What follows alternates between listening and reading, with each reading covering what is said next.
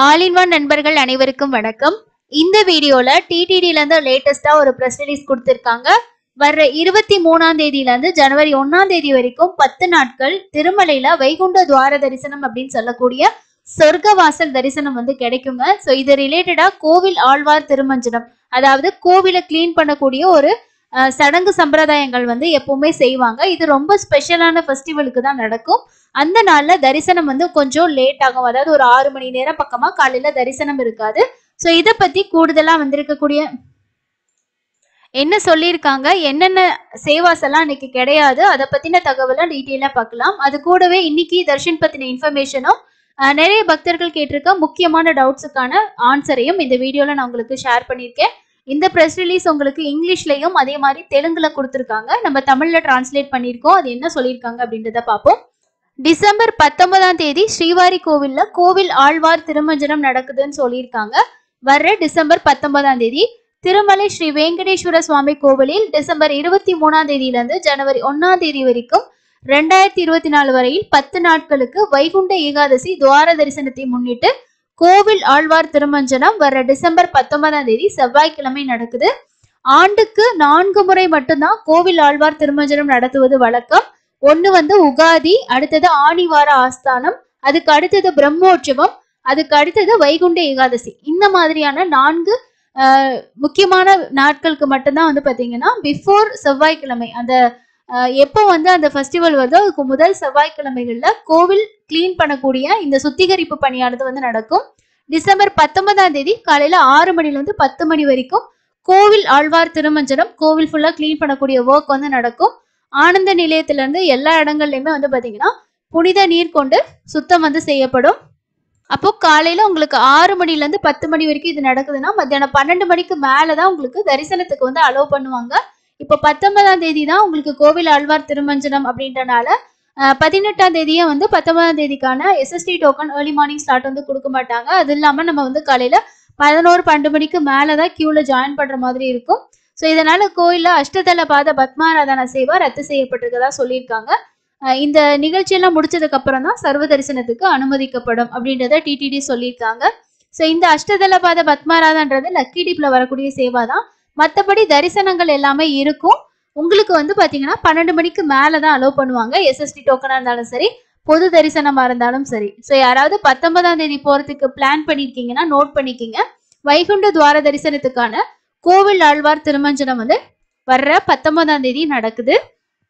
So அடுத்தது இன்னொரு press ரிலீஸும் கொடுத்துருக்காங்க. அது என்ன அப்படின்னா, திருப்பாவை வந்து உங்களுக்கு கண்ட்ரி ஃபுல்லா வந்து பாத்தீங்கன்னா டிசம்பர் 17ஆம் தேதியில இருந்து ஜனவரி 14ஆம் தேதி வரைக்கும் திருப்பாவை சேவா வந்து பாத்தீங்கன்னா நடக்கும். அதை பத்தி சுப்ரபாத சேவாவுக்கு பதிலா திருப்பாவை சேவா வந்து நடக்கும். இதை பத்தியும் ஒரு ப்ரெஸ் ரிலீஸ் கொடுத்துருக்காங்க. அது என்ன அப்படின்னா, புனித தனுர் மாசத்தை கொண்டாடும் வகையில டிசம்பர் 17ஆம் தேதியில இருந்து ஜனவரி 14ஆம் தேதி வரைக்கும் திருப்பதி உட்பட நாடு முழுவதும் உள்ள 216 மையங்கள்ல புகழ்பெற்ற அறிஞர்கள் திருப்பாவை பிரபஞ்சத்தை வழங்குவார்கள்.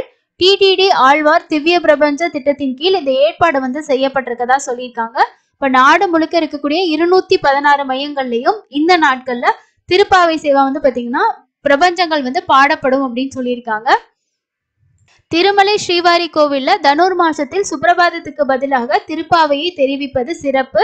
திருப்பதியில் உள்ள அன்னமாச்சாரியா கலாமந்திரத்துடன் 7 இடங்கள்ல இந்த திருப்பாவை பிரபஞ்சங்கள் வந்து ஓதப்படும் அப்படின்னு சொல்லியிருக்காங்க.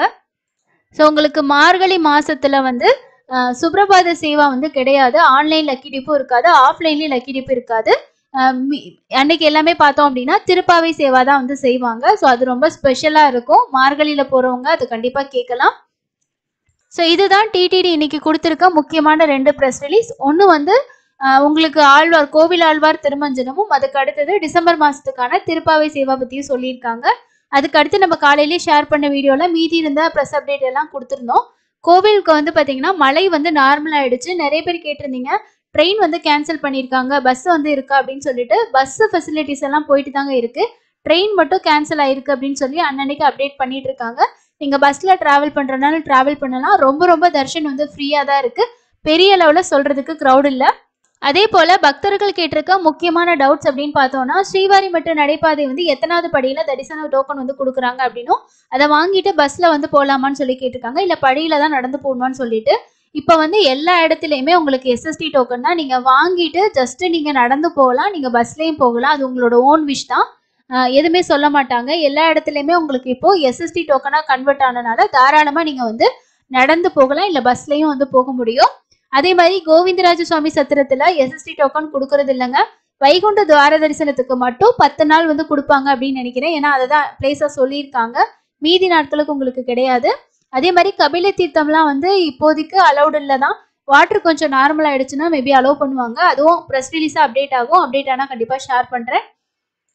அதே மாதிரி இன்னொருத்தரை வந்து என்ன கேட்டிருக்காங்க அப்படின்னா, நாங்கள் வந்து 2 வருஷத்துக்கு ஒரு 2 முறை வருஷத்துக்கு 2 முறை நாங்கள் வந்து போயிடுவோம். இப்போ வந்து புரட்டாசி மாதம் போயிட்டு வந்தோம். நெக்ஸ்ட் வந்து பார்த்தீங்கன்னா அவங்க சித்திரை மாதம் வந்து போகிறதா இருக்கும்னு சொல்லியிருக்காங்க. நீங்கள் 9 பேர் போகிறீங்க, 10 பேர் போகிறீங்கன்னா உங்களுக்கு ஆன்லைனில் 300 ஓப்பன் ஆகும்போது ஒரு மொபைல் நம்பரில் மேக்ஸிமம் 6 பேருக்கு நீங்கள் புக் பண்ணலாம். அதுக்கு மேலே புக் பண்ணணும்னா நீங்கள் டிவைட் பண்ணிக்கிங்க. ஒரு 4 பேர் 5 பேர் அந்த மாதிரி டிவைட் பண்ணி புக் பண்ணுங்க.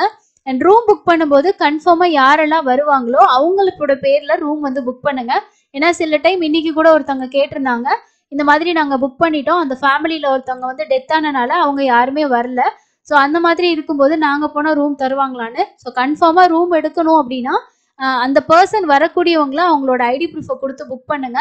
அவங்க இல்லாமல் மற்றவங்க அவங்க ஐடி ப்ரூஃப் வச்சு கேட்டோம் அப்படின்னா கொடுக்கறதுக்கு ரொம்ப வாய்ப்புகள் ரொம்ப கம்மி தான். ஸோ வேணா ட்ரை பண்ணி பார்க்கலாம், இல்லைன்னா ஹெல்ப் டெஸ்க்கு இன்கொயரி பண்ணி பாருங்க. முடியாது அப்படின்னு தான் சொல்லுவாங்க. அவங்க ரூல்ஸை தான் வந்து ஃபாலோ பண்ணுவாங்க.